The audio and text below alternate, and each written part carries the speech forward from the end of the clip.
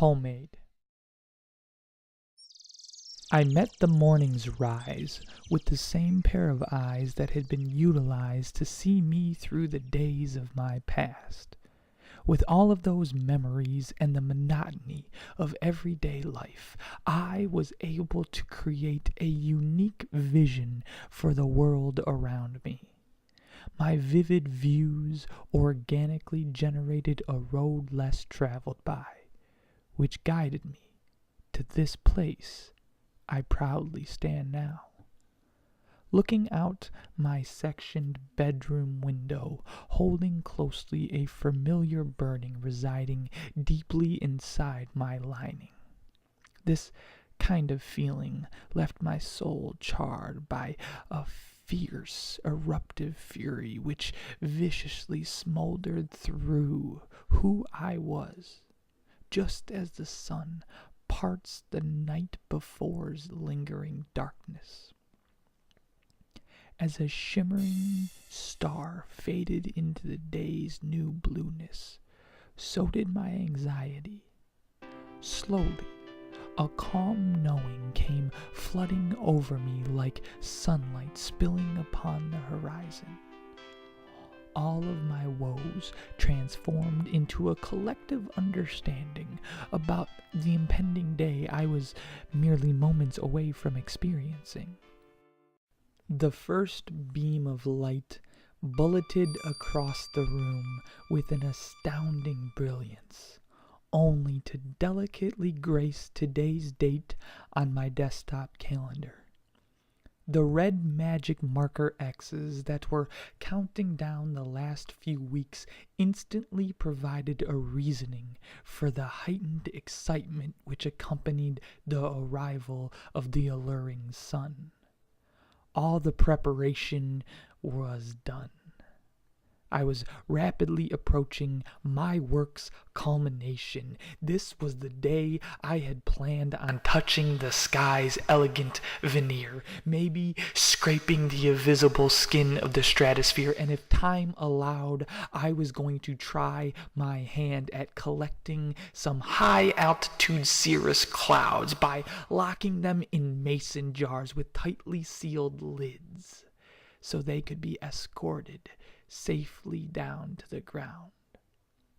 Yes, I admit I had big dreams and high hopes for the day as a whole, but all my success hinged on the ability of my homemade hot air balloon.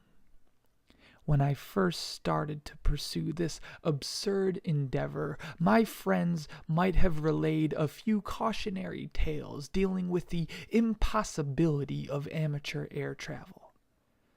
But since I had no such companions, I went to work with a determined mind and an illuminated heart. I began designing weeks prior by researching at my local library. I examined and studied hot air balloons of all types. Once I was satisfied, I transferred my imagination onto the endless sheets of blueprint paper. After that stage was completed, I had a clear procedure that, if followed precisely, would result in me floating across the sky in no time. Now, I worked through all the days and many of the nights. In fact, during the last dusk, I had just finished cross-stitching the final swatch of cloth, hemming the remaining frays, and sewing all the seams entirely. My work concluded early in the morning, which made this dawn physically daunting, but it was a condition easily remedied by a full chorus of groaning. After quickly shaking the stiffness from my body, I professionally put on the perfect pilot's wardrobe that I had laid out the night before. Then I started gathering all the parts to my homemade hot air balloon. Logistically, my plan had numerous obstacles, but my unwavering motivation ensured I would not be slowed or deterred. One of the many hurdles that demanded me to best instantly was my heartbreaking lack of access to a proper launching pad. At first, this information was devastating, but amidst my bubbling self pity, I happily discovered my front yard would meet all the needs for the beginning of my miraculous expedition. After some simple alterations, of course. The landscape all around contained a large amount of wide open terrain, which was surprising for a medium sized suburban lot. The layout also lacked a lot of low level power lines, not to mention it was perfectly void of tall trees and all the annoying branches that could tragically rip through the canvas of my balloon with a knife's ease. I had previously ignored these attributes of my surrounding, but I found it astonishing how grateful I felt for the unseen finally being shown to me. Thankfully, having the runway situation resolved allowed me to face this morning without worries when it came to dragging the patchwork canopy from my humble garage, which must have been quite a sight, because the neighborhood could barely restrict their gawking to a single finger parting of living room shades. They hardly managed to confine their uneasy gaze to crinkled up faces with hands placed effectively beneath their jaws to assist in their prevention of them from falling all the way to their belly buttons. I tried not to let the unexpected stares faze me. Throughout my life, I had been greeted by this specific reaction. I was brutally accustomed to the feeling that superficial scrutiny brings. Fitting in never seemed to fit me right, so I found my sights aimed to the sky while I kept my head laying on my chest, looking towards the ground. Strategically, I spread out the canvas and begun preparing to install the cockpit that I had scrounged up. It was an oversized orange crate made out of moldy wood and rusty staples. I found it in a garbage pile, obviously being wrongfully discarded by a disorderly store clerk. I started attaching the crate to the rest of the balloon with my ingenious braid of nylon string, deep-sea fishing line, and of course, duct tape. Revealing this fascinating fastening technique resulted in most of the front doors being flung open, displaying ogling eyes, furrowed brows, and highly contagious infection of utter confusion, which was clearly spreading wildly. I desperately tried to ignore it all, but my neck hairs stood tall to provide a continuous reminder that everyone was watching me. About a half hour later, the assembly was complete, but the spectators' scrutiny was just the beginning. Seeing the finished balloon and the way it laid on the ground, I couldn't help but notice it owned its own saddening dismay. That was not at all okay with me. So, to remedy the situation, I ran to my woodshed and grabbed a can of bright yellow paint.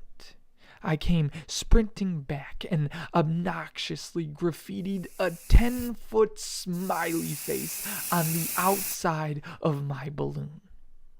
Before this exterior addition, my aircraft looked like a wilted flower at the mercy of a hard-blowing storm.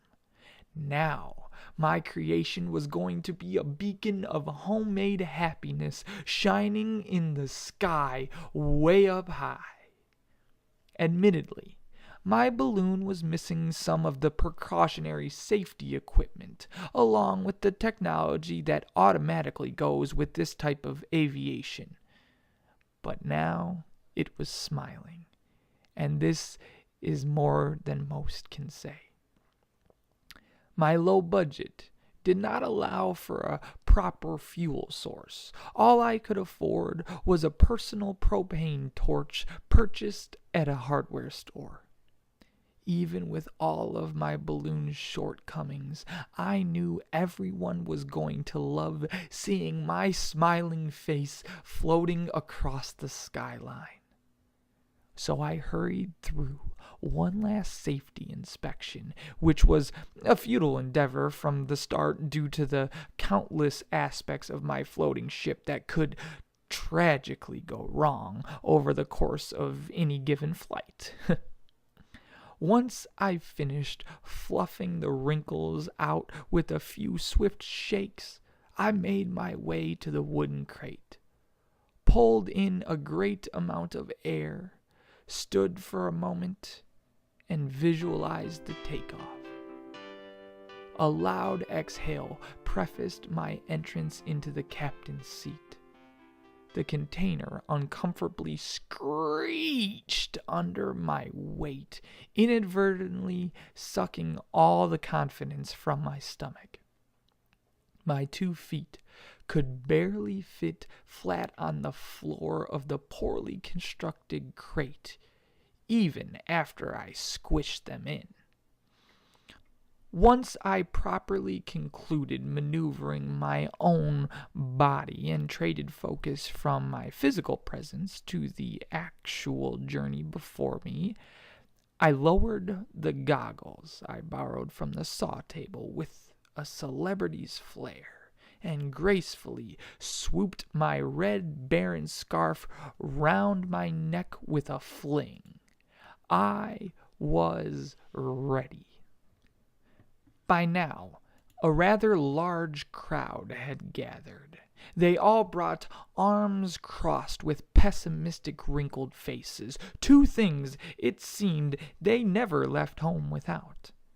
Now, just before I initiated my takeoff sequence, questions came billowing through the crowd and spliced through the dew-laced morning. "Why are you doing this?" blasted one young boy.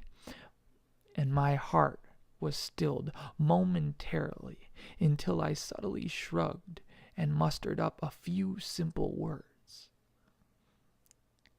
I wanted to do something great. What better day than today?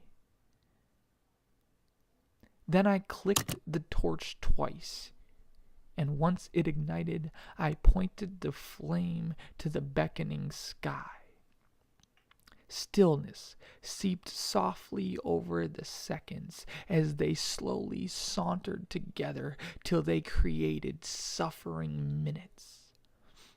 The little flame, with all its compressed intensity, was unable to manufacture enough heat to generate any effective lift. So I stayed, statued, with suffocating stillness. The crowd, however, much to my regret, embraced these dismal moments and exalted their discontent with magnificent amplification. "I knew it wouldn't work! What's wrong with you?" Both comments followed by a collective murmur of the word "idiot." The opinions sliced through the air and cut deep into me, enough to reintroduce my homegrown passion to solemn shame, which has been my only acquaintance for many days.